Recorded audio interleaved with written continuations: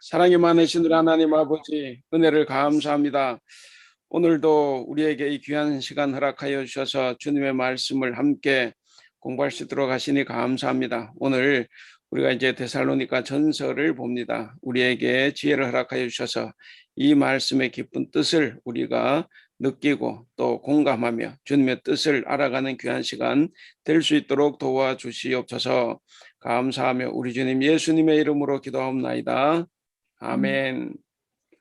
오늘 그 데살로니가 전서 이게 그 우리가 이제 제가 오늘 여기 와서 할 줄 알고 이렇게 저걸 안 했기 때문에 복사물이 여러분도 아마 안 가지고 계실 거고 그 오늘 나누어 드린 것에 보면 그 사도행전을 보면 이제 그 사도들의 그 선교 사역이 나오잖아요. 특히 바울 거기 보면 이제 바울이 이제 1차, 2차 전도 여행을 하고 또 사실 4차도 이제 4차는 이제 그 뭐죠? 이게 죄수로 끌려서 로마에 가지만 어쨌든 그것까지 치면 4차 전도 여행을 이제 합니다. 오늘 이제 데살로니가 전서는 바울이 그 사도행전 17장부터 보면 제2차 전도 여행을 이제 시작을 합니다. 제2차 전도 여행을 시작하는데 이제 마게도냐 유럽으로 건너가서 이제 첫 번째 교회를 개척한 곳이 이제 데살로니가예요. 그래서 이제 데살로니가 교회를 제일 먼저 개척을 했고 그리고 이제 거기서 한 3개월 정도 있다가 이제 사실 도망을 칩니다. 왜냐하면 그 유대인들의 박해가 너무 심해가지고 그래서 이제 그 같이 갔던 실라와 디모데만 남겨두고 이제 바울은 이제 고린도로 이제 도망을 가는데 그 고린도에 있으면서 이렇게 이제 고린도에는 1년 6개월 정도 있었다고 봐요.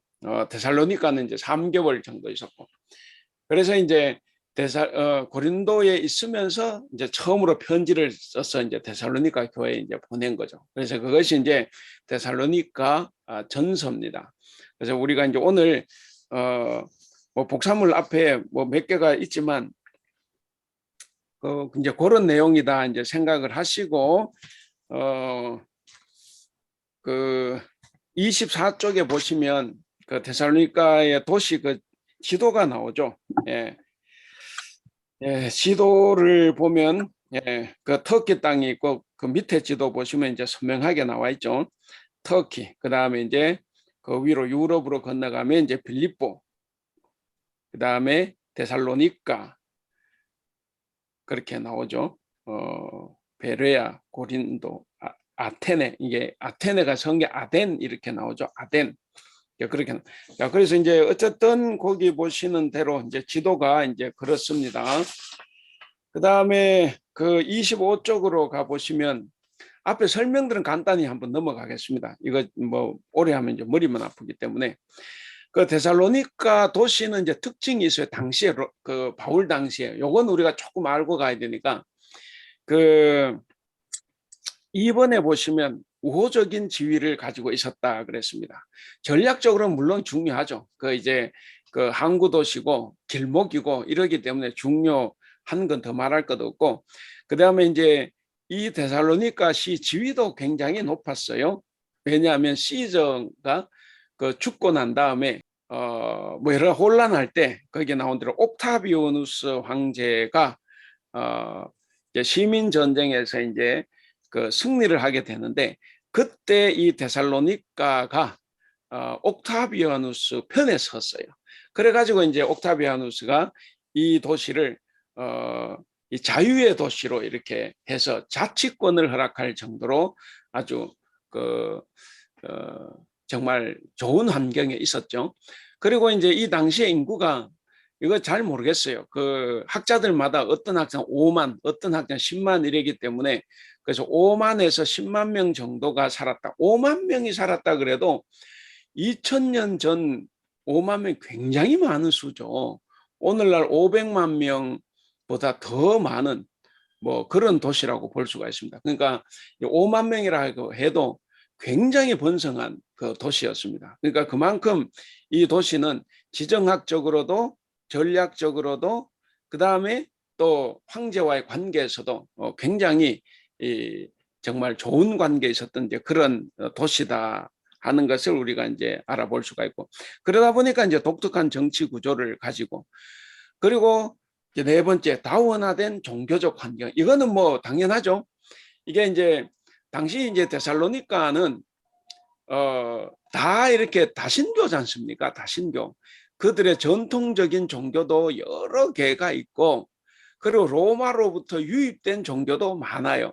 그 중에 이제 황제 숭배라는 것도 있고, 그러니까 수많은 종교가 뒤섞여 있는 거죠.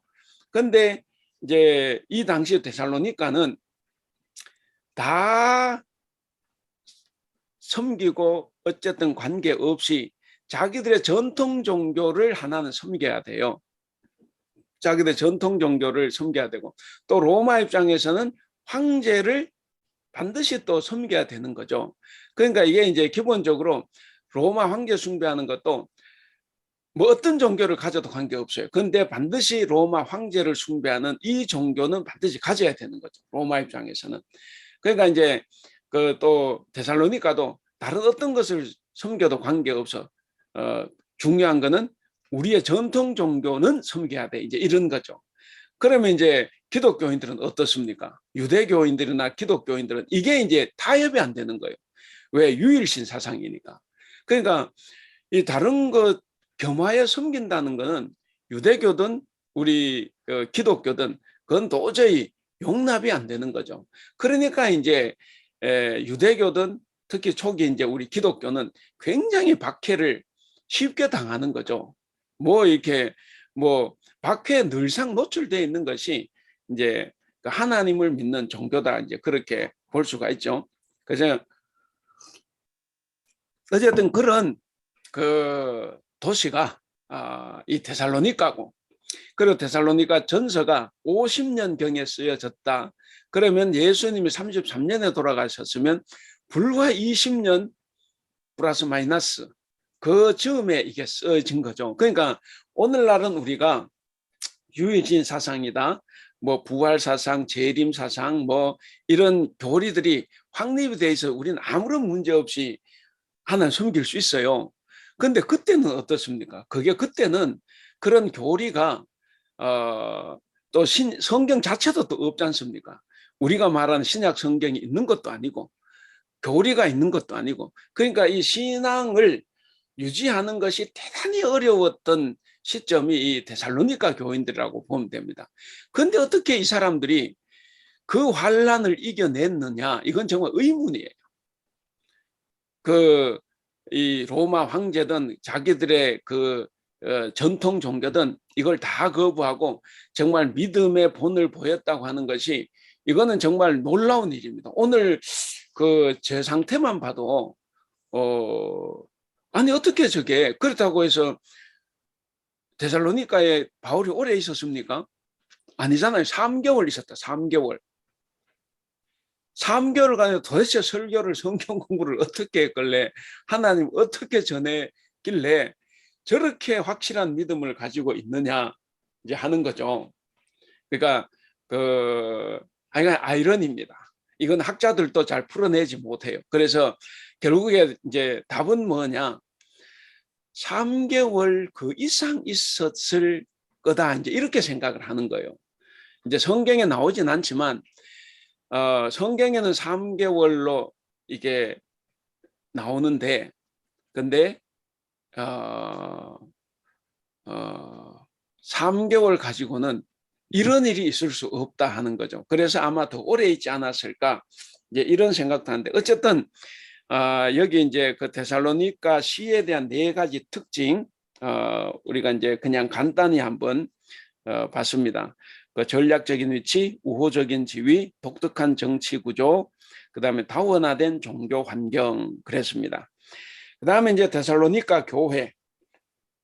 그러니까 그 데살로니가 교회는 이제 보면은 방금 말씀드린 대로 그 제2차 전도 여행 중에 이제 그 주 49년, 49년이면 뭐 예수님 33년에 돌아가셨다, 43년 하고 그러면은 한 6, 7년 뒤인가요? 전 산수를 어제도 제가 산수 엄청 틀린 것 같아요. 10,000명 중에 그 300명을 빼면 뭐 9,700명, 근데 제가 계속 19,000 막 이러는 것 같고, 제가 이게 산수가 아주 그 못하다는 거 여러분들 인식을 하고 들으셔야 됩니다. 그래서 이제 그 여기에 그 주 49년경에 이제 신라 혹은 실루아노라 그랬는데, 이 신라와 디모데와 함께 이제 교회를 세웠습니다. 교회를 세웠고 얼마 지나지 않아서 그 밑에 각주를 보시면 글자가 좀 잘지만 사도행전 17장 2절 새 안식일, 죄송합니다. 3개월 3주 정도 있었네요. 예, 그 더 놀랍죠. 바울이 데살로니가 교회에 새 안식일 동안 강론했다. 그러니까 안식일 3번 후에 쫓겨났지 않습니까? 혹은 도망갔어요.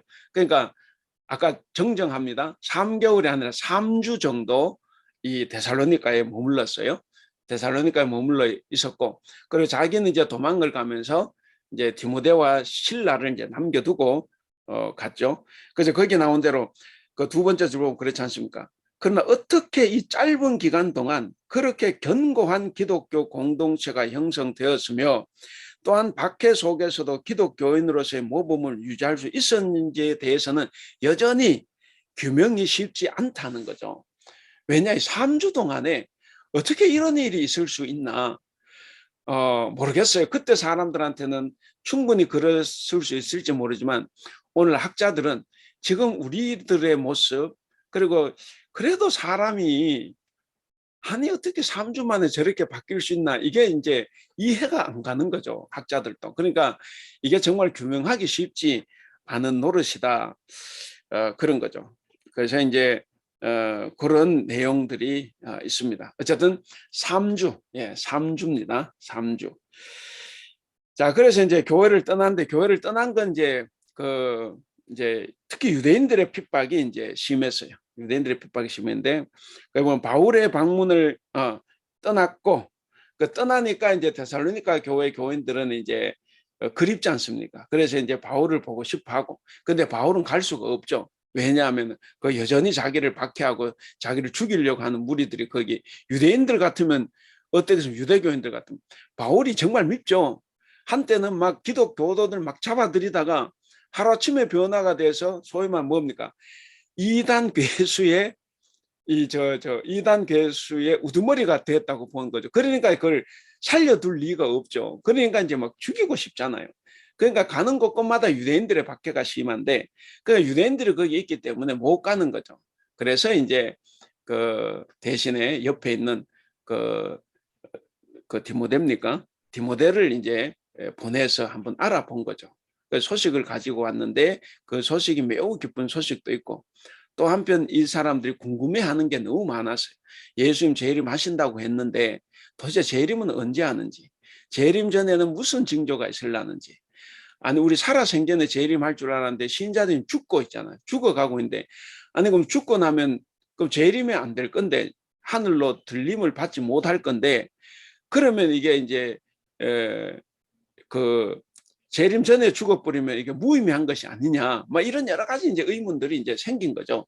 그래서 그런 의문들에 대해서 이제 바울이 답을 하기 위해서 이걸 썼습니다. 자, 바울의 방문을 간절히 원하는 교회 요청에 응할 수 없었던 바울은 디모데를 아테네로 보내서 이제 데살로니가 보냅니다. 그리고 그가 다녀와서 그 교회 소식을 전해요. 믿음과 사랑의 기쁜 소식을 바울에게 전하자 바울은 교회를 방문하고픈 마음이 간절했지만 역시 갈 수가 없어서 이 편지를 쓰게 됐다 하는 거죠. 이것이 이제 데살로니가 전서가 쓰이게 된 그 계기입니다. 그 다음 이제 26쪽에 가보시면 뭐 네모안에 같은 내용입니다. 데살로니가 교회는 바울이 세웠으나 유대인들의 시기로 손을 안에 휘말려 디모데와 실라를 남겨두고 아테네로 도망갔다. 데살로니가를 다시 방문하기 어려웠기 때문에 바울은 아테네에서 디모데를 데살로니가로 보낸다. 편지를 쓴 이유는 박해에도 불구하고 예수님을 믿는 믿음에 충실히 머물러 있는지 알아보기 위함이었다 그랬습니다. 그래서 거기 이제 밑에 성경 구절이 이제 1장 6절, 3장 1, 2절, 그다음에 3장 5절 이렇게 있습니다. 우리 이 구절은 같이 한번 읽어보겠습니다. 먼저 살전 1장 6절. 또 너희는 많은 환난 가운데서 성령의 기쁨으로 말씀을 받아 우리와 주를 본받은 자가 되었으니, 예, 바울 일행과 주님을 본받은 자가 되었다 하고, 그 다음에 3장 1, 2절 시작. 이러므로 우리가 참다 못하여 우리만 아덴에 머물기를 좋게 생각하고 우리 형제 곧 그리스도의 복음을 전하는 하나님의 일꾼인 디모데를 보내노니 이는 너희를 굳게 하고 너희 마음에 대하여 위로함으로 그랬습니다. 그 다음 데살로니가 3장 5절. 이러므로 나도 참다 못하여 너희 믿음을 알기 위하여 그를 보내었노니 이는 혹 시험하는 자가 너희를 시험하여 우리 수고를 헛되게 할까 함이니. 사실 바울은 이게 걱정이죠. 시험하는 자, 자기를 핍박한 유대인들, 그리고 또 사실 바울에게는 유대인들이지만 이 데살로니가 교인들은 자기 동족이에요. 자기 동족. 그러니까 전통 종교 하나를 믿어야 되는데 안 믿잖아요. 그거 다 거부했죠. 그러니까 이제 그 바울이 떠난 뒤에 데살로니가 교인들은 자기 동족에게 이제 또 박해를 받는 거죠. 그러니까 이제 그런 박해들이 이제 많이 있었습니다.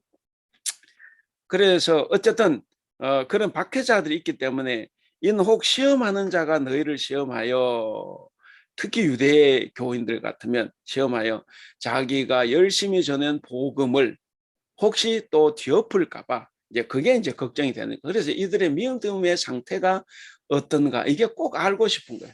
제가 3주 만에 떠났기 때문에. 그래서 이제 그 디모데를 보내서 한번 그들의 믿음 상태가 어떤지를 한번 알아보고 싶었다 하는 거죠. 그 왜 그 우리 저 박보미 권사님 같으면 그 어렸을 때 이렇게 신앙생활 하실 때 우리 저 그 김 권사님도 그렇고 저도 어렸을 때부터 이제 신앙생활을 했지 않습니까? 그 이제 아버지가 목회를 하시니까 이렇게 그 참 이사도 많이 다녔죠. 옛날에는 국민학교 6년 동안 전학을 5번 다녔으니까 학교를 6개를 다녔다는 거잖아요. 그때는 이사하는 게 너무 좋았어요. 왜 좋았냐? 차를 타니까. 촌에 있으면 잠분 구경 못 하는데 이사할 때는 차를 타니까 그게 너무 좋아가지고 이사가 아주 좋았습니다. 그 경북 청송에서 우리 아버지가 이제 그 목포 무안, 그 전라도 무안 목포잖아요. 무안으로 이사 가실 때는 안동에서 완행열차를 타고 청량리 가서 청량리에서 서울역 가서 서울역에서 완행열차를 타고 이제 무안으로 내려가죠. 완행에서 2박 3일 동안 전 아직 그거 기억이 나요. 제가 그때 아마 한 6살 학교 국민학교 들어가기 전이니까 아마 6살, 5살 됐을 텐데 그 기억이 생생합니다. 너무 좋았어요. 2박 3일 동안 차를 탄다는 것이.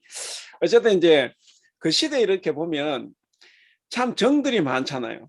이제 그때는 또 저 때는 좀 없었죠. 우리 어머니도 이제 그 선교사, 미국 선교사한테 이제 세례를 받고 이제 그렇게 하셨는데, 그러니까 그런 이제 보고 싶어하는 마음, 그런 어떤 것이 있어요. 우리 어머니도 이제 그 권찬영 선교사라고 유명, 미국 이름을 잘 모르겠는데 그 권찬영 선교사라고 미국 선교사인데 그 이제 세례를 받고 그리고 그분에 대한 어떤 그리움 있고, 저도 이제 교회 왔다 갔다 하기 때문에 어릴 때지만 꼭 가고 싶은 곳이 있고 알고 싶은 것이 있죠. 그러니까 옛날로 갈수록 이런 것이 더 있었을 것 아니에요. 지금은 뭐 다 이제 각자의 삶이 중요하다 보니까 이웃과의 관계가 별로 그렇게 않지만, 그러나 이제 옛날로 갈수록 이런 관계는 훨씬 더 끈끈했으리라고 봐요. 그러니까 그런 것을 우리가 이렇게 떠올리면 2000년 전이잖아요. 그럼 이 바울도 데살로니가 자기가 처음으로 교회를 개척했고, 그리고 3주 있다가 이제 도망왔고, 그리고 이 또 데살로니가 교인들이 또 너무 또 이 사람을 좋아하는 거죠, 바울을. 그래서 빌립보 교회가 나중에 보면 바울을 돕기 위한 헌금을 해요. 구제헌금을. 그 구제헌금을 데살로니가 교회로 보냅니다. 그 데살로니가 교회에서 그걸 이제 전달을 해요. 그러니까 이런 걸 봤을 때 데살로니가 교회와 이 바울의 관계는 이제 본문에도 나왔지만 부자지간의 관계예요. 굉장히 끈끈한 관계였고, 우리가 이제 그런 것을 이렇게 혹시나 어떤 경우에 느껴보면 정말 이 눈물 날 정도로 이 둘 사이의 관계는 굉장히 좋았어요. 그러니까 이제 그 바울도 고린도에 있으면서도 그 마음이 항상 이제 그곳에 가실 정도로 이제 생각을 이제 많이 하는 거죠. 그러니까 이제 그런 관계, 그리고 이 데살로니가 사람들도 너무 보고 싶어하는 이런 관계, 이걸 이제 생각하면서 우리가 이제 한번 이거를 또 보면 더 좋겠다 하는 생각도 해 봅니다. 그 이제 그 두 번째 단락을 보시면 데살로니가 교회 구성은 대부분 이방인 그렇죠. 이제 그 지역 사람들이니까. 근데 이제 사도행전 2장 4절 봤을 때 데살로니가 사람 아리스다고라는 사람 은걸 봤을 때 유대인도 유대 교회에서 개종한 사람도 좀 있을 거다 이제 이런 거. 어쨌든 처음부터 요게 중요해요. 처음부터 데살로니가 공동체는 십자가에 속한 공동체였다. 데살로니가 사람들은 많은 환난 가운데서 성령의 기쁨으로 말씀을 받았다. 그들은 관례적인 우상 숭배에서 벗어나게 됨으로써 동족들에게 박해를 받았다. 그러니까 이게 이제 자기 동족, 그 유대인이 아니고 자기 동족, 그 데살로니가 사람들로부터 이제 박해를 받았죠. 우리가 2장 14절과 같이 읽어볼까요? 시작. 형제들아 너희가 그리스도 예수 안에서 유대에 있는 하나님의 교회들을 본받은 자 되었으니 그들이 유대인들에게 고난을 받음과 같이 너희도 너희 동족에게서 동일한 고난을 받았느니라 그랬습니다. 이게 그 유대에 있는 하나님의 교회들, 그 유대에 있는 하나님, 그러니까 이제 예루살렘 교회도 자기의 동족인 유대인들로부터 박해를 받았지 않습니까? 그것처럼 데살로니가 교회 성도 여러분들도 유대에 있는 교회들과 같이 동족들에게 박해를 받고 있습니다. 그러면서 뭔가 이제 동병상련의 아픔을 이렇게 또 같이 이렇게 나누는 부분이죠. 예. 그다음에 그래서 이들은 바울과도 서로 부자지간처럼 긴밀한 신뢰 관계를 형성하고 있었다 그랬습니다. 우리 그 성경 구절 2장 9절에 11절 우리 같이 한번 읽어보겠습니다. 형제들아 우리의 수고와 애쓴 것을 너희가 기억하리니 너희 아무에게도 폐를 끼치지 아니하려고 밤낮으로 일하면서 너희에게 하나님의 복음을 전하였노라. 우리가 너희 믿는 자들을 향하여 어떻게 거룩하고 옳고 흠 없이 행하였는지에 대하여 너희가 증인이요 하나님도 그러하시도다. 너희는 아는 바와 같이 우리가 너희 각 사람에게 아버지가 자기 자녀에게 하듯 권면하고 위로하고 경계하노니 이는 너희를 부르사 자기 나라와 영광에 이르게 하시는 하나님께 합당히 행하게 하려 함이라 그랬습니다. 예, 거기 아버지가 자녀에게 하듯 권면하고 위로하고 경계했다. 왜 그렇게 했느냐? 너희가 하나님께 합당하게 살도록 하기 위해서. 그래서 몸소 본을 보였다. 그래서 특별히 자비량으로 그것은 또 했다 하는 거죠. 자비량으로 그 자기 스스로 에서 일하면서 이제 복음을 전했다. 이제 이렇게 이야기하면서 사랑하는 성도들에게 이렇게 부담을 주려고 하지 않는 이제 그런 모습도 이제 볼 수가 있습니다. 그 다음에 이제 2장 17절, 19절, 20절도 같이 읽어보겠습니다. 시작. 형제들아 우리가 잠시 너희를 떠난 것은 얼굴이요 마음은 아니니 너희 얼굴 보기를 열정으로 더욱 힘썼노라. 우리의 소망이나 기쁨이나 자랑의 면류관이 무엇이냐? 그가 강림하실 때 우리 주 예수 앞에 너희가 아니냐? 너희는 우리의 영광이요 기쁨이니라. 여기 보면 참 그 간절한 마음, 어떤 애틋한 마음이 느껴지죠.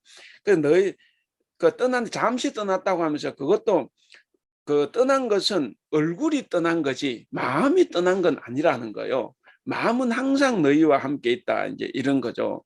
그러면서 20절에 너희는 우리의 영광이요 기쁨이다. 이렇게 이제 이야기를 합니다. 그러니까 뭐 이제 여러분들 그렇잖아요. 우리도 하나님 예수 첫사랑 그리고 내가 혹시 이제 모태 신앙이 아니고 이제 뭐 이게 중간에 믿었다고 하면 내가 처음 다녔던 교회 뭐 이런 데 대한 그 사랑이나 이런 것이 이제 있는 것처럼 바울에게도 이제 그게 있고, 그래서 더 큰 사랑을 보이는 것이 아니었나 이제 이렇게 생각을 해봅니다.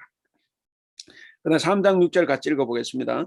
지금은 디모데가 너희에게로부터 와서 너희 믿음과 사랑의 기쁜 소식을 우리에게 전하고 너희가 항상 우리를 잘 생각하여 우리가 너희를 간절히 보고자 함과 같이 너희도 우리를 간절히 보고자 한다 하니 그랬습니다. 그러니까 저는 이게 오늘날 식으로 생각하지만 아까 제가 어렸을 때를 제가 생각해 보는 거예요. 제가 어렸을 때.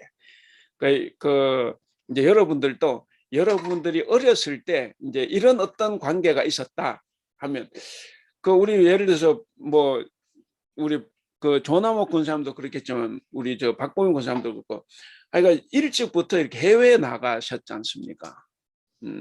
아마 그때를 생각해 보셔도 될 것 같고, 아니면 뭐 저처럼 이렇게 국민학교 들어가기 전이나 그 후나 어쨌든 그 어렸을 때 그런 사람들과의 어떤 그 끈끈한 관계를 생각해 보면 이게 이제 서로 보고자 하는 마음이 참 애틋했을 거다. 그리고 또 손편지를 쓰잖아요. 요즘 손편지가 없어졌지만 그 편지 써가지고 다풀떼기로 이렇게 해가지고 붙여가지고 이렇게 막 보내고 막 그러잖아요. 그거 보내고 또 그거 기다리고 뭐 그런 옛날엔 그런 그게 있었는데, 그러니까 그런 때를 생각해 보면 이 바울의 그리고 데살로니가 교인들의 마음을 좀 읽을 수 있을 것 같기도 합니다. 자, 27쪽으로 가서 보시면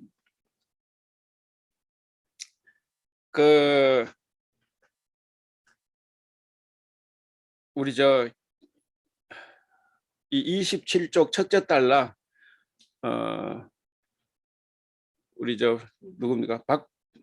박보미 권사님 한번 읽어 주실래요?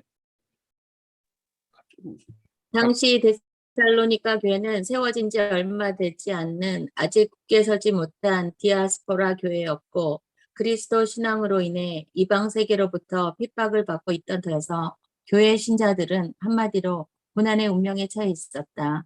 이러한 교인들에게 바울은 유대인의 박해를 상기시키며 다음과 같이 격려한다. 예, 다음과 우리 다 같이 읽어보겠습니다. 시작.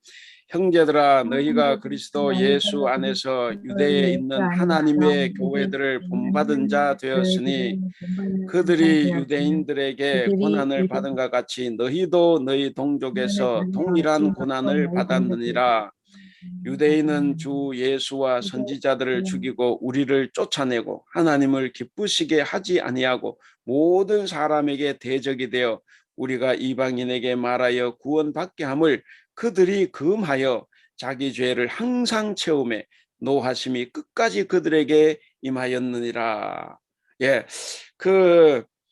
왜 나오는데 데살로니가 교회는 이제 얼마 되지 않았죠. 그리고 사실상 지도자도 없는 상태. 물론 뭐 디모데와 그 신라가 거기 남아 있긴 했지만 어쨌든 아직은 굳게 서지 못한 교회, 분명히 그런 교회입니다. 뭔가 교육이 제대로 이루어지지 않은 교회라고도 볼 수 있는데 어쨌든 그런 교회였고, 또 기독교 신앙, 하나님을 믿는 신앙, 예수님의 부활을 믿는 신앙 때문에 또 핍박을 받고 있는 터였기 때문에 어떻게 보면 바울이 자기가 과거에 당했던 혹은 예루살렘 교회가 유대인들로부터 당했던 그런 이제 고난의 운명을 이제 이들도 이제 당하고 있다고 하면서 이제 뭔가 위로하는 말이죠. 격려하는 말, 그런 것을 이렇게 한 것을 봅니다. 그다음 밑에 보시면 여기에는 아직 고린도 전서와 같이 십자가 신학이 전개되지 않지만 데살로니가 전서는 십자가 신학으로 가는 방향을 전망할 수 있게 한다. 고난 가운데서도 데살로니가 교회는 미래를 향한 뜨거운 희망으로 가득 차 주 예수께서 강림하실 때를 열망하였으며 교인들은 타협을 일체 허용하지 않는 구원의 확신으로 넘쳐 있었다. 이게 이제 초기 교회 초기의 서신이기 때문에 이제 가면 갈수록 이제 바울의 신학도 이제 정립이 돼서 이제 여기서 말은 우리는 뭐 사실 그 잘 몰라요. 저도 신약을 전공하지 않았기 때문에 이 의미를 잘 모르겠어요. 그러나 분명한 거는 이제 갖춰져가는, 교리도 점점 더 갖춰져가는 이제 그런 건데 지금 이제 처음이기 때문에 아직은 확실치 않다는 거죠. 그리고 뭔가 이 굳게 서지 못했는데도 이들이 이제 그런 신앙을 유지했다 하는 것이 이제 그저 놀라울 뿐입니다. 그러면서도 그 모든 고난 박해를 뚫고 주님 강림 재림을 기다리고 있다는 거죠. 재림을 기다리고 있다. 그래서 그런 것을 봤을 때 어떻게 이렇게 단시간에 정말 이게 황제 숭배는 그걸 안 하면 이게 물건을 사고 파는 것도 당시에도 쉽지 않았어요. 그럼에도 불구하고 그 신앙을 유지할 그 신앙을 키웠는지 진짜 아이러니한 현상이다. 이제 그렇게 볼 수가 있죠. 자, 그다음에 이제 기록 목적 요까지 하시면 이제 좀 힘든 부분 뛰어넘을 것 같습니다. 기록 목적을 보시면 네, 우리 저 팽지행 집사님 읽을 수 있나요? 네, 예, 기록 목적. 바울은 디모데가 데살로니가로부터 가지고 온 기쁜 소식을 접한 후에 자신을 다시 만나고 싶어하는 성도들을 위해 이 서신을 기록하였다. 문서는 교회의 질문에 답을 하고 자는 자들에 관하여 더불어 교인들을 권면할 목적으로 썼다. 이 질문은 예수님의 재림의 시기와 재림 전에 죽은 자들의 운명 등에 관한 것이었다. 예. 이 답하기 위해 바울은 신자들이 모인 가운데 자신의 편지를 읽으라고 전제하며 데살로니가 전서를 기록하게 되었다. 예, 거기 제가 좀 잘못됐네요. 거기 세 번째 줄 교회 질문에 답하고 하고 괄로에 4장 13절 자는 자들에 관하여 하고 괄로를 닫아야 됩니다. 예, 그 괄로를 닫고 그래서 교회 질문에 답을 하고 더불어 교인들을 권면할 목적으로 썼습니다. 그리고 이에 답하기 위해 바울은 신자들이 모인 가운데 자신들의 편지를 읽으라. 그러니까 이거는 이제 누구 혼자만 읽지 말고 신자들 다 모인 가운데서 이제 읽으라 하는 거죠. 이제 그 이야기를 지금 하고 있습니다. 그래서 여기 성경 구절 우리가 참 읽어보겠습니다. 3장 6절 시작.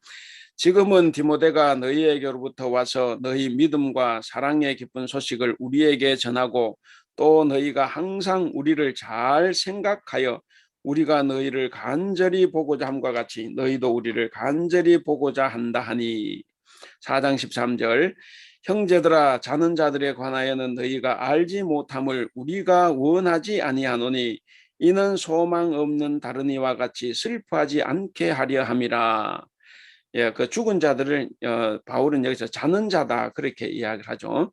그다음 5장 12절 18절 같이 읽겠습니다. 시작. 형제들아 우리가 너희에게 구하노니 너희 가운데서 수고하여 주 안에서 너희를 다스리며 권하는 자들을 너희가 알고 그들의 역사로 말미암아 사랑 안에서 가장 귀히 여기며 너희끼리 화목하라. 또 형제들아 너희를 권면하노니 게으른 자들을 권계하며 마음이 약한 자들을 격려하고 힘이 없는 자들을 붙들어주며 모든 사람에게 오래 참으라. 삼가 누가 누구에게든지 악으로 악을 갚지 말고 서로 대하든지 모든 사람을 대하든지 항상 선을 따르라. 항상 기뻐하라. 쉬지 말고 기도하라. 범사에 감사하라. 이것이 그리스도 예수 안에서 너희를 향하신 하나님의 뜻이니라. 예, 어떻게 살아야 되느냐를 권면하는 거예요. 그다음 5장 27절 시작. 내가 주를 힘입어 너희를 명하노니 모든 형제에게 이 편지를 읽어주라. 예, 그래서 모였을 때 이 편지 읽어주라 하는 거예요. 누구 개인의 질문이 아니라 교회의 질문에 답하는 거기 때문에. 예, 그리고 이제 전에도 말씀드렸지만 우리가 이제 그 성경 저는 개인적으로 이렇게 성경 구절 암송하는 걸 그렇게 좋아하진 않아요. 저도 이제 신대원 들어가 있어 성경 엄청 외우고 그 한 300구절을 외워야 되기 때문에 뭐 엄청 외우고 했는데 근데 그걸 이제 외울 때 그 구절이 어떻게 쓰이는지를 알아야 되는데 우리 이제 성경 구절 그것만 딱 외워가지고 그거 가지고 모든 걸 해석하기 때문에 오히려 우리의 신앙을 병들게 하는 측면이 많아요. 앞으로 이제 서신서를 하면서 그런 것이 꼭 서신서마다 한두 개씩은 나올 겁니다. 여기는 뭐가 있어요? 그거 있죠. 항상 기뻐하라. 쉬지 말고 기도하라. 범사에 감사하라. 이것이 그리스도 예수 안에서 너희를 향한 하나님의 뜻이다. 이것만 외우고 있는데 이렇게 되면 안 돼요. 그리스도 예수 안의 뜻은 지금 12절부터 시작이 되는 거예요. 근데 지금 우리가 외우고 있는 건 뭐냐면 왜 그것만 외워요? 짧으니까. 그렇죠. 짧으니까. 그래서 이제 그 16절 항상 기뻐하라. 이거 짧잖아요. 근데 만약에 15절이 앞에 항상 선을 따르라. 요게 15절은 아마 그것부터 시작을 했을 거예요. 근데 불행하게도 항상 선을 따르라가 들어간 15절 앞에서부터 길어. 그러니까 아예 그건 빼버리는 거죠. 그래서 이제 그 세 가지만 외우는데 여러분 거기 나오는 세 가지는 뭐예요? 우리의 행동 없이 할 수 있는 거예요. 내가 가만히 앉아서 기뻐할 수 있고 가만히 앉아서 기도할 수 있어요. 가만히 앉아서 감사할 수 있는 거예요. 이게 하나님 뜻의 전부면 이거는 아니에요. 그럼 앞에 뭐가 있습니까? 굉장히 많죠.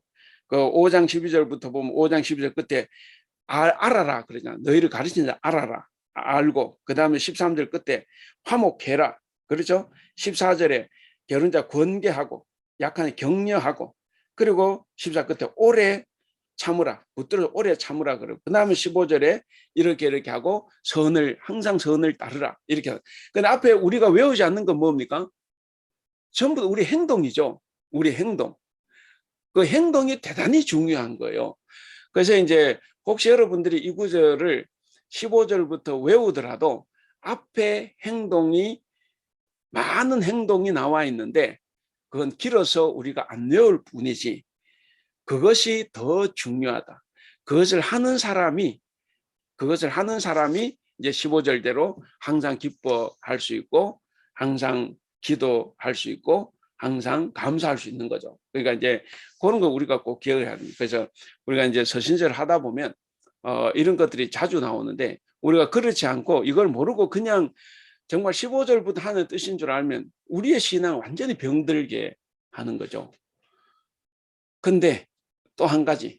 근데 여러분들을 병들게 하진 않아요. 왜? 여기에 계신 분들은 그것만 하는 게 아니라 앞에 행동 다 하기 때문에. 근데 전에도 말씀드렸듯이 이런 성경의 내용을 모르면 내가 다른 사람 조언을 할 때 행동을 빼고 자꾸 이런 것만 조언을 하려고 하죠. 그래서 다른 사람을 병들게 할 수는 있어요. 그래서 이제 우리가 꼭 기억을 해야 되고 또 앞에 걸 이야기하면 너무 사람에게 부담을 주는 게 아닌가 이런 생각할 수 있어요. 그래서 목사들도 다 설교할 때 이런 거 가능하면 안 하려고 하는 것이 뭐 회개하라 뭐 이렇게 살아라고 하면 교인들이 부담 가지면 뭐 교회 안 나올 수 교회 옮길 수도 있고 그러니까 이제 가능하면 그냥 항상 기뻐하라 심히 기도 범죄 이런 말을 하기를 좋아합니다. 근데 그게 성도들을 병들게 하는 것을 우리가 기억을 해야 됩니다. 그래서 여기도 이제 거기에 나와 있어서 한번 말씀을 드려봤습니다. 예, 그 다음에 구조, 예, 뭐 한번 읽어보세요. 읽어보시고, 한번 보시고 뒤편을 보겠습니다. 29쪽. 예, 간단히 이제 앞에 거는 좀 복잡하게 했고, 이제 뒤에는 29쪽에는 간편하게 해봤습니다. 그러니까 두 부분으로 나눠요. 항상 바울 서신 보면은 두 부분 나누어지는 게 많아요.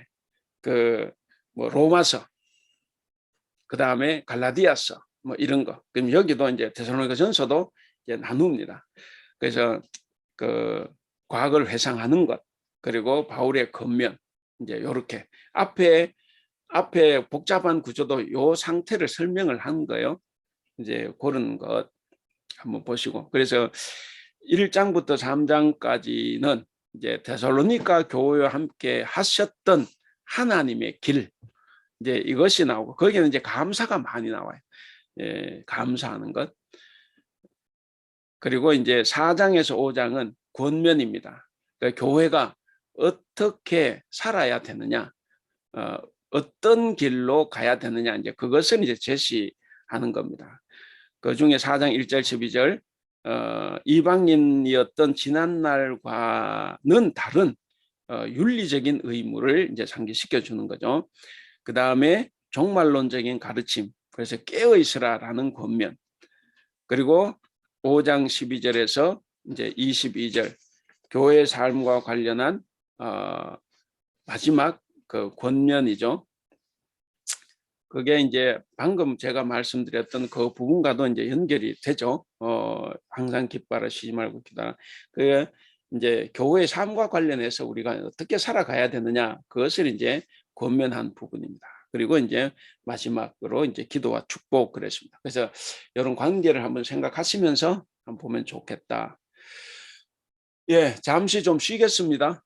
한 2, 3분만 좀 쉬겠습니다. 예, 시작을 해볼게요.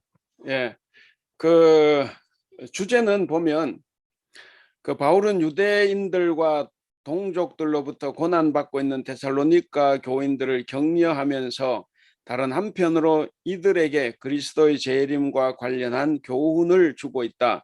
특별히 재림의 시기에 관해 그 임박성을 강조하며 정결한 삶, 성결한 삶을 강조하고 있다. 그랬습니다. 그럼 우리 데살로니가 성경을 펴볼까요? 그 성경을 한번 펴보시면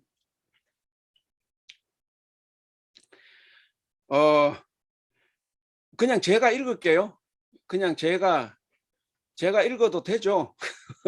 제가 읽겠습니다.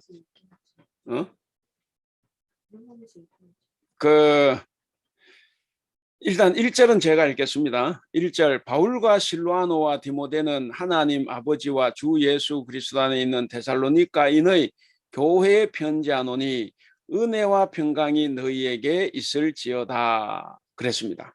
그 바울의 다른 그 서신을 보면 시간이 갈수록 서신서가 보면 자기의 사도된 사도직을 강조를 해요. 근데 여기는 이제 데살로니가 교회 교인들은 확실히 바울을 그리워하고 그 사도에 대한 의심이 없었기 때문에 여기 이제 그러지 않아요.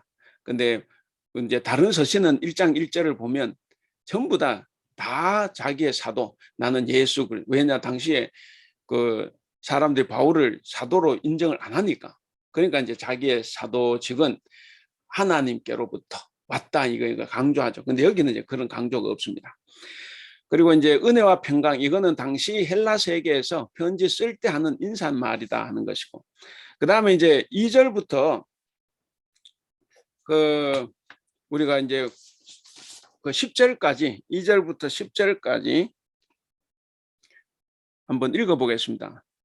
제가 다 읽으려고 했으나 그래도 여러분들 읽는 게 좋을 것 같아서 2절부터 6절까지 2절부터 6절까지 우리 혹시 박지아 집사님 읽을 수 있나요? 예, 애들 때문에 안 되고 우리 조나목 권사님 2절부터 6절까지 읽을 수 있나요? 예, 안 되고 그러면 다시 돌아갑니다. 우리 박보미 권사님 2절부터 6절까지 읽어주시고 그 다음 우리 팽지경 집사님이 7절에서 10절 한번 읽어주세요. 2절 우리가 너희 모두로 말미암아 항상 하나님께 감사하며 기도할 때 너희를 기억함은 너희의 믿음의 역사와 사랑의 수고와 우리 주 예수 그리스도에 대한 소망의 인내를 우리 하나님 아버지 앞에서 끊임없이 기억함이니 하나님의 사랑하심을 받은 형제들아 너희를 택하심을 아노라. 이는 우리 복음이 너희에게 말로만 이른 것이 아니라 또한 능력과 성령과 큰 확신으로 된 것임이라. 우리가 너희 가운데서 너희를 위하여 어떤 사람이 된 것은 너희가 아는 바와 같으니라. 또 너희는 많은 환난 가운데서 성령의 기쁨으로 말씀을 받아 우리와 주를 본받은 자가 되었으니. 그러므로 너희가 마게도냐와 아가야에 있는 모든 믿는 자의 본이 되었느니라.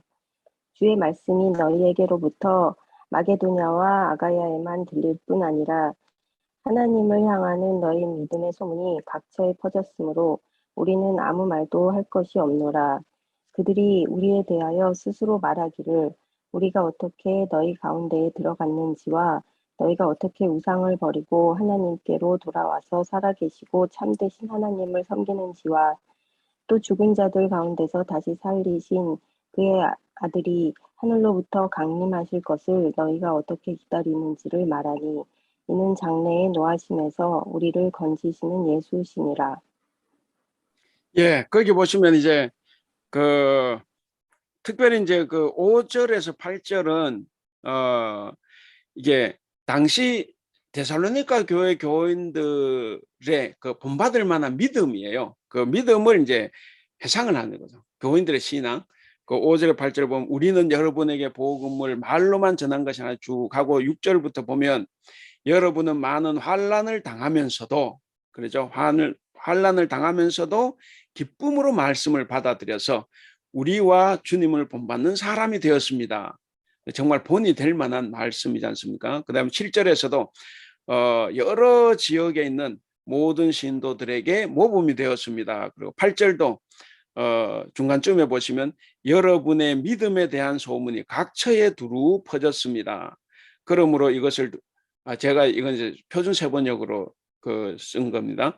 그러므로 이것을 두고는 우리가 더 말할 필요가 없다. 이제 이런 건데, 그러니까 그 5, 6, 7, 8절은 이들의 그 모범적인 신앙을 이제 이야기를 했습니다. 그리고 이제 9절부터 10절은 보시면 개종한 사람들이 어떠냐 하는 것, 개종을 어떻게 하느냐 하는 것을 아주 잘 보여줍니다.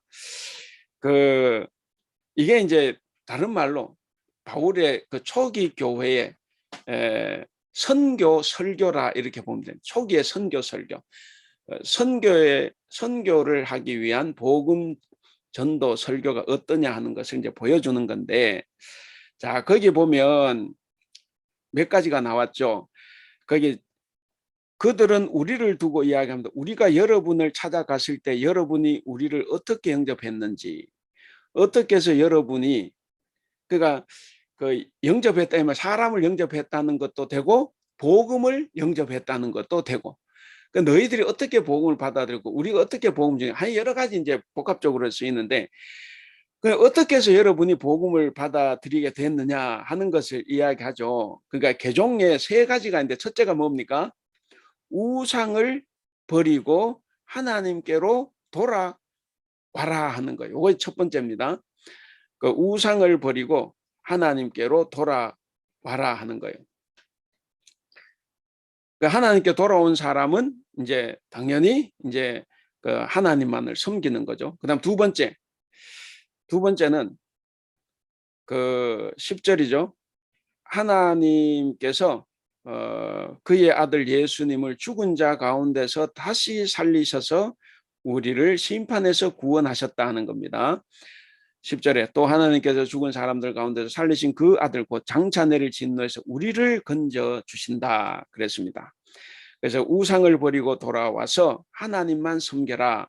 그다음 두 번째는 그 예수님이 죽은 자 가운데서 우리를 살리셔서 우리를 심판해서 구원해 주신다 하는 것이고, 그다음 세 번째는 다시 오신다는 거죠. 다시 오신다. 그래서 예수께서 하늘로부터 10절 끝에 하늘로부터 오시기를 기다리는 지를 그렇게 되죠. 그래서 예수님께서 하늘로부터 곧 다시 오신다 하는 거예요. 이것이 이제 이 복음 전도를 위한 이 초대 교회의 설교 형식이었다. 혹은 바울의 설교였다. 그렇게 이제 볼 수가 있습니다. 그래서 여기 이제 보면은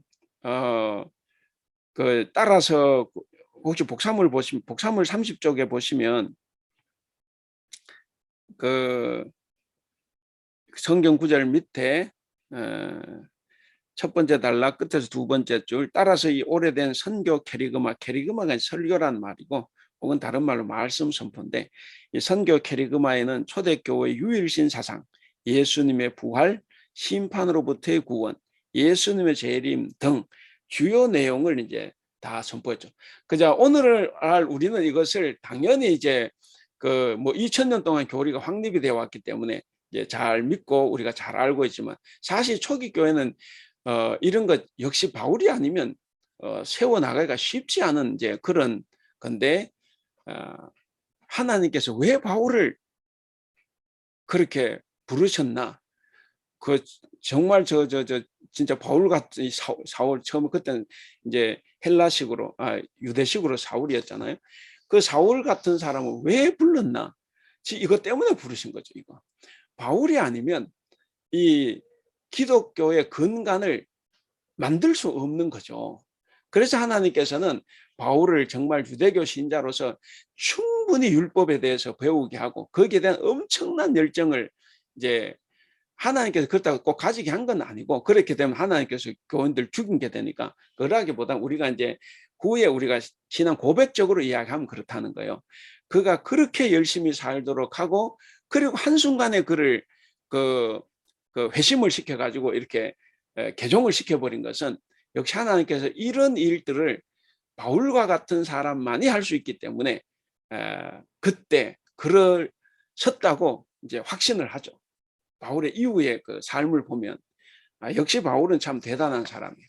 그래서 그 오늘날 기독교의 모든 교리가 확립이 되는 것은 결정적으로 바울이 공헌을 한 거죠. 이런 서신서들을 통해서 다 이렇게 적어놨기 때문에. 그래서 어쨌든 오늘 우리 입장에서는 바울이 교회를 이제 세계화시킨 것도 감사하지만 또 우리가 하나님을 잘 믿을 수 있는 그런 그 말씀 그리고 이 교리를 잘 세워준 것에 대해서 정말 감사한 일이죠. 자, 그래서 우리가 특별히 우상을 버리고 하나님께 돌아오라. 이건 우리가 이제 우리가 12시까지인가요? 예. 이거는 우리가 꼭 생각을 해봐야 돼요. 우상을 버리라 이 말이 제가 이제 처음에 계속 말씀을 드렸지 않습니까? 우상을 버려라. 무슨 우상입니까?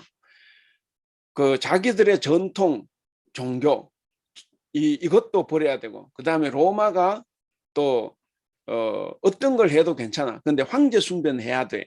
이건데 그것도 버려야 되지 않습니까? 그러니까 사실 그런 모든 것들을 버리는 것이 이들에게 결코 쉬운 일이 아니다. 결코 쉬운 일이 아니에요. 오늘날 이렇게 편한 세상이라서 오히려 우리가 신앙생활을 더 못한지 저도 만약에 2000년 전 그때로 돌아가면 그때 내가 태어났으면 이런 신앙을 나도 가질 수 있을까? 가질 수 있을 것 같기도 해요. 근데 지금은 오히려 우리가 너무 편하다 보니까 다 그냥 편하게 사는 것이 하나님 뜻이라고 생각이 되는 이런 상황에서는 오히려 더 힘들죠. 그래서 신앙은 항상 어느 때 위기가 찾아옵니까? 성경을 봐서도 항상 편하고 좋을 때 위기인 거예요. 항상 편하고 좋을 때. 오히려 박해가 있을 때는 신앙은 정말 꽃을 피웁니다. 다 참고 견디고 이겨요. 근데 너무 이렇게 내가 하나님께 받은 복이 많다. 하나님께서 정말 내 기도한 데 다 이루어 주셨다. 다 이루어 주시진 않았더라도 내가 살기에 충분히 하나님께서 주셨고 이런 생각이 우리의 신앙을 자꾸 병들게 하는 거죠. 그래서 성경은 계속해서 강조하는 것이 종말론적인 신앙이지 않습니까? 종말 신앙을 가져라. 내일 세상이 종말이 온다는 거죠. 내일 세상에 종말이 온다고 하면 내 가진 거 뭐가 중요합니까? 그 다 남들 죽어도 남죠. 내일 종말이 온다고 하면. 그러니까 우리가 이제 종말론적인 신앙을 가지고 살아가야 되는 게 이제 그런 부분인데 어찌됐든 쉽지 않은 것을 이 데살로니가 교회 교인들은 불과 바울이 3주 동안 있으면서 가르쳤다는 거죠. 그리고 그들은 그것을 따랐다는 거예요. 이건 아무리 옛날 사람이라 그래도 이해하기 힘든 건데 어쨌든 우리가 이제 그것을 생각해 보면 오늘 나는 우리는 참 이 데살로니가 교회 교인들 뭔가 갖춰지지 않았을 그 시대의 교인들 보기에 참 부끄럽고 면목이 없다 이런 생각도 해봅니다. 많은 사람들이 이제 구약을 이렇게 공부를 하면 구약이 너무 힘들다 이렇게 이야기를 해요. 근데 사실은 신약을 배우면 신약이 훨씬 더 힘듭니다. 앞으로 이제 여러분 아실 겁니다. 신약은 예수님 산상 설교부터 너무 힘들어요. 우리 다 지키지 못하는 것들을 대놓고 예수님은 그걸 이야기를 하시는 거죠. 근데 구약은 뭡니까? 율법 조문만 지켜도 돼. 그 사람들 생각했을 때는. 근데 예수님은 마음까지도 하잖아요. 탐심은 우상숭배다. 그러니까 구약은 탐심까지는 주장하지 않아요. 물론 탐심 우상 말도 있지만 대체로 그렇지 않은데 예수님은 그렇지 않아요. 그래서 오히려 복음을 지키는 게 더 쉽냐 율법을 지키는 게 더 쉽냐. 여러분 율법 지키기 훨씬 더 쉬워요. 우리가 이제 그걸 잘 모르니까 구약이 마치 굉장히 어려운 것처럼 보이지만 실제로 신약으로 들어오면 신약도 정말 만만치 않아요. 지금 여기도 그렇지 않지만 데살로니가 교회 교인들 3주 동안 설교 듣고 뭐 말씀 들었는데 이 놀라운 신앙을 가지고 있다고 하면 이제 우리는 이제 어떤가 하는 것도 이제 우리가 한번 새겨볼 만한 거죠. 오늘 시간 다 복사물을 한번 보겠습니다. 30쪽 복사물을 한번 보시면 그 첫째 그 우상을 버리고 개종했는가 어떻게 그런가 세 가지로만 첫째 우상을 버리고 하나님께 돌아온다는 거죠. 그 세 번째 줄 오히려 유대인들과 그리스도 교인들이 무신론자로 여겨서 쉽게 환난과 박해에 노출되었다. 이들은 무신론자가 아닌데 당시 사람들이 볼 때는 오히려 이게 무신론자예요. 왜? 신 하나만 섬기니까. 뭐 여러 가지 섬겨 이게 정말 신을 섬기는데 오히려 유대교인들과 기독교인들은 신 하나만 섬기고 있으면 오히려 무신론자로 낙인이 찍힌다는 거죠. 그래서 이제 또 박해도 받는 겁니다. 그래서 항상 뭐 이래나 저래나 쉽게 박해에 노출이 돼 있어요. 근데 바울이 말하는 돌아섬, 즉 개종은 자신의 삶 속에서 점진적으로 변화되는 것이 아니라 뭡니까? 급진적으로 확 바뀌는 거예요. 바울 자기가 체험했잖아요.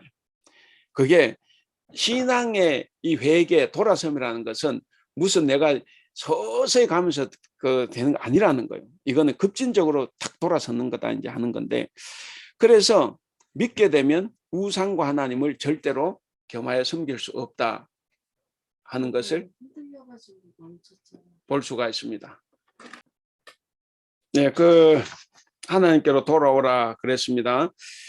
그래서 아까 이제 말씀드리다가 말했는데 어쨌든 그 유일신 신 한 분만 섬기니까 오히려 유대인들과 기독교인들이 이제 무신론자로 낙인 찍히는 이런 이제 상황까지 이제 간 거죠. 그래서 이제 이래나 저래나 이 데살로니가 교회 교인들은 많이 그 박해를 받을 수밖에 없었습니다. 그러니까 이게 뭐 어느 날은 그렇죠.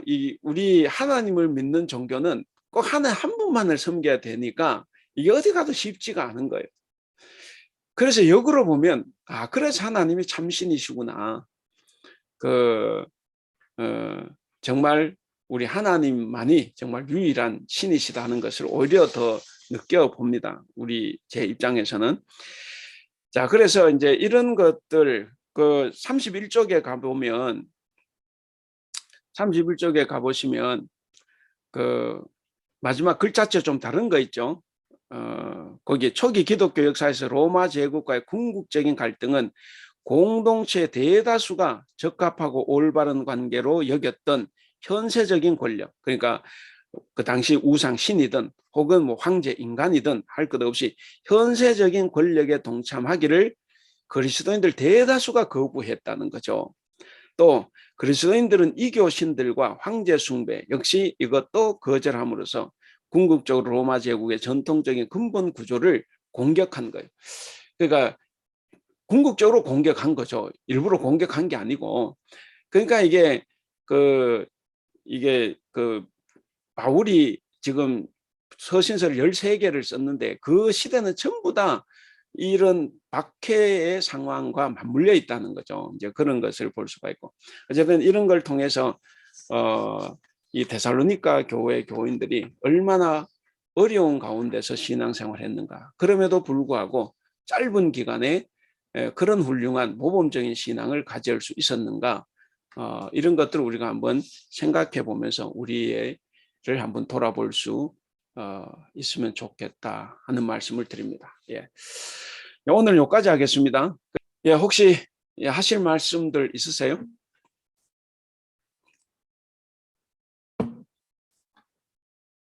일단 데살로니가전서 쓰여진 기록 연대는 50년대로 봅니다. 그러니까 굉장히 이런 시기죠. 예, AD 50년. 50년 아마 초반일 걸로 이제 봅니다. 그리고 이걸 쓴 장소는 어디겠습니까? 고린도라 그랬죠. 고린도에 머물러 있을 때 그때 이제 썼습니다. 그래서 이제 이것을 쓴 장소는 고린도고 수신인은 당연히 데살로니가 교회 교인들입니다. 그리고 주제는 뭐 이렇게 저렇게 볼 때마다 좀 다를 수는 있어요.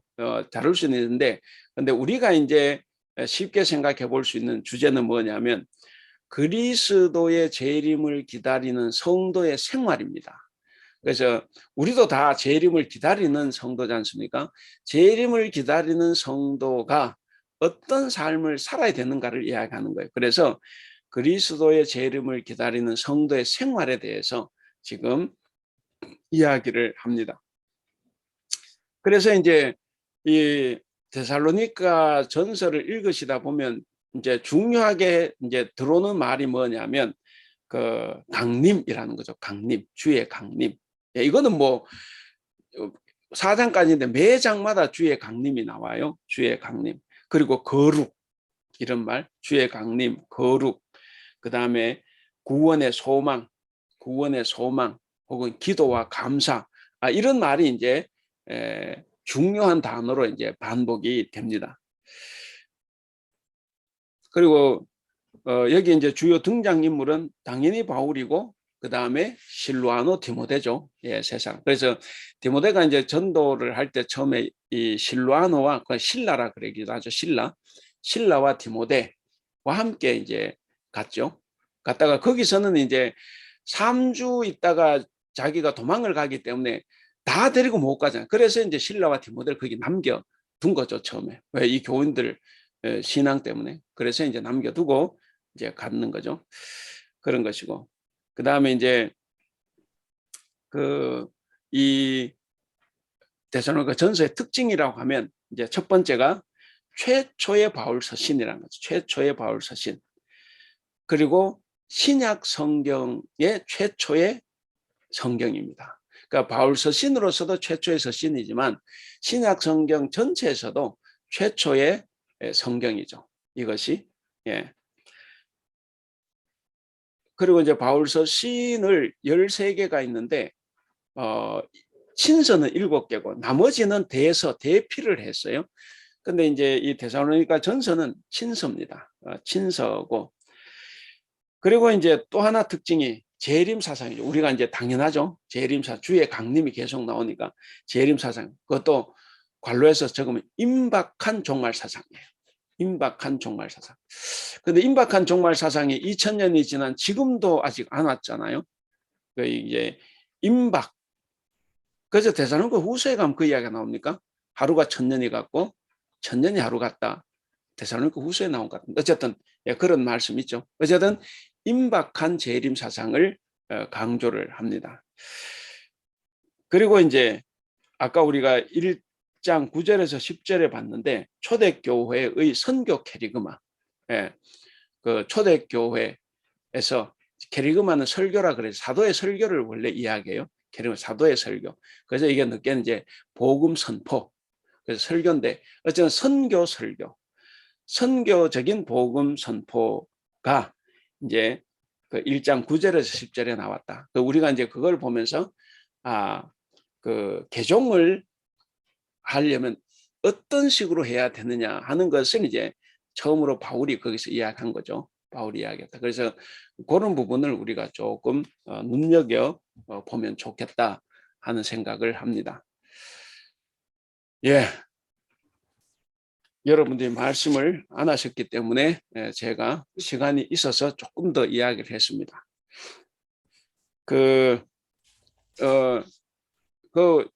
거기 보면 아까 개종이라 그랬잖아요. 개종 우리가 3가지를 우리가 이제 봤는데 그래도 다시 한번 보면 일단 우상을 버리고 하나님께로 돌아와. 우상을 버리고 하나님께로 돌아와서 살아계시고 참되신 하나님을 섬기라는 거예요. 살아계신 이 말이 오늘 우리가 생각하는 것보다 그때 사람 생각하는 완전히 달라요. 왜 다른지 압니까? 모든 신은 우리가 봤을 때 죽은 신입니까? 산 신입니까? 다 죽은 신이에요. 다 죽은 신이잖아요. 오직 우리 하나님만이 살아계신 신입니다. 그래서 이게 그 고대 세계에서 살아있는 신, 이게 이제 굉장한 고백이죠. 그게 보지 못했잖아, 하나님을. 그런데 믿음으로 그걸 받아들인 거죠. 모든 신은 다 죽은 신이다. 그런데 우리 하나님만 살아계신다. 그래서 살아계신 하나님만 섬기는 거예요. 그래서 이제 유일신 사상으로 이제 가는 거죠. 이 이제 데살로니가 교회 교인들이 그거를 너무나 잘 받아들였고 믿었다 하는 건데, 처음 말씀드린 것처럼 그래서 놀라운 거죠. 어쨌든 돌아와서 살아계시고 참되신 하나님만 섬기는 것, 이것이 이제 개종의 첫 번째 조건이었어요. 그다음 두 번째가 하나님이 그의 아들 예수님을 죽은 자 가운데서 다시 살리셔서 우리를 심판에서 구원하셨다. 아까 거기 다 나오는 이야기지만 그런 거죠. 그리고 세 번째, 그분이 다시 하늘에서 오실 거다. 이제 이런 거지 않습니까? 이제 그런 것들을 우리가 이제 한번 봐서 우리도 신앙생활에 참고하면 좋겠다 생각을 합니다. 예. 그래야 우리가 이제 완전한 개종이 됐다 하는 거죠. 뭐 오늘날 우리 대만 보면 그렇잖아요. 참, 어떻게 저렇게 신심이 깊어서 그렇게 하는지. 근데 보면 이제 제 입장에, 우리 입장에 답답하잖아요. 저거 뭐 죽어 있는 신, 그거 뭡니까? 최고의 신이 누구라고요? 뭐 사람 있었는데, 예. 그 삼국지에 나오는. 그 이제 그 보면 다 죽었는데 저렇게 열심히 하는데 저걸 조금만 바꿔주면 정말 살아계신 참 신을 섬길 수가 있잖아요. 그러니까 이제 고대 데살로니가 교인들이 바로 그래서 그걸 바꾸고 돌아섰다는 건데, 이제 대만 사람들 보면 이제 안타까운 점이 많죠. 안타까운 점이 많고. 그래서 우리가 이제 요 1장 9절에 10절, 짧은 구절이지만 초기 교회 그 바울의 그런 선교 캐리그마를 우리가 한번 봤습니다. 그리고 이제 이제 다음에 할 거니까 안 하지만 4장 15절에 17절 거기 보면 이제 그 예수님의 말씀을 인용을 해서 이제 그 부활과 죽음, 부활, 그 다음에 이제 그 승천, 그리고 재림하실 때 공중의 형제, 이런 것들이 거기 이제 집약적으로 이제 나와 있어요. 그것도 이제 중요하죠. 우리에게도 중요하고, 이제 그때 데살로니가 교회인데 정말 이게 중요했죠. 4장 15절에 17절. 이게 이제 예수님의 말씀이라고 이제 봐요. 그렇게 언급을 하기 때문에 바울이. 그래서 이제 예수의 말씀을 여기서 이제 전하면서 이제 재림을 기다리는 성도가 어떻게 살아가야 되느냐 하는 것을 이제 이야기를 해줍니다. 어쨌든 그래서 이 고린도전서는 데살로니가 전서는 우리에게 참 중요한 그 서신이라고 봅니다. 예, 이제 더 이상 오늘 그 이제 마감이 됐습니다. 여러분들 하실 말씀 없어요? 없으면 이제 마칩니다. 수고하셨습니다. 예, 감사합니다. 예, 예. 항상 제가 듣고 싶어하는. 예, 그럼 다음 주에는 이제 2장부터 하겠습니다. 그래서 그 짧은 글이니까요. 다음 주도 다 읽어가면서 하겠습니다. 그래서 짧은 글이니까 한번 읽어보시고 혹시 이렇게 평소에 생각했던 것하고 달리 탁 느낌이 오면 혹시 그런 거나 또 좀 읽어봤는데 이렇게 좀 궁금한 거나 이런 거 있으면 이렇게 뭐 저한테 미리 이렇게 말씀해 주시면 더 좋고, 왜냐 제가 준비를 할 수 있으니까. 그러나 이제 미리 말씀 안 해주셔도 제가 이제 방에서 하기 때문에 제가 책들을 다 펴고 있으니까 제가 책을 또 보면 되니까요. 어쨌든 그렇게 한번 읽으시면서 이렇게 대화를 나눌 거나 혹은 질문거리가 있으면 표시를 하고, 또 특별히 느낀 점이 있으면 또 이렇게 표시를 해서 같이 나누면 좋겠습니다. 예, 그럼 마칠까요? 네. 예, 마치겠습니다. 감사합니다. 기도하겠습니다. 예, 기도하겠습니다. 사랑이 많으신 우리 하나님 아버지, 은혜를 감사합니다. 오늘 데살로니가 전서를 통해서 우리에게 주님의 귀한 뜻을 알려주신 것을 감사합니다. 하나님, 초기 데살로니가 교회 참 힘들고 어려운 상황, 박해가 수시로 행해지던 그런 시대에도 믿음을 잘 지키고 정말 주님을 열심으로 섬겼던 그들을 보면서 우리의 부끄러움을 또한 돌아봅니다. 하나님, 우리도 그들 에게 부끄럽지 않은 신앙과 삶을 살아갈 수 있도록 주님 도와주시옵소서. 또한 바울이 전했던 선교 캐리그마 그 전도에 대해서도 우리가 다시 한번 생각하고 우리의 삶도 돌아보며 또 하나님을 알지 못하고 아직도 죽어가는 죽은 신을 믿는 사람들에게 복음을 잘 증거하는 계획이 또 증거할 수 있는 말씀이 될 수 있도록 우리에게 은혜를 더하여 주시옵소서. 오늘도 감사하며 우리 주님 예수님의 이름으로 기도하옵나이다. 아멘. 수고하셨습니다. 네, 수고하셨습니다. 네. 네, 맛있게 식사하십시오.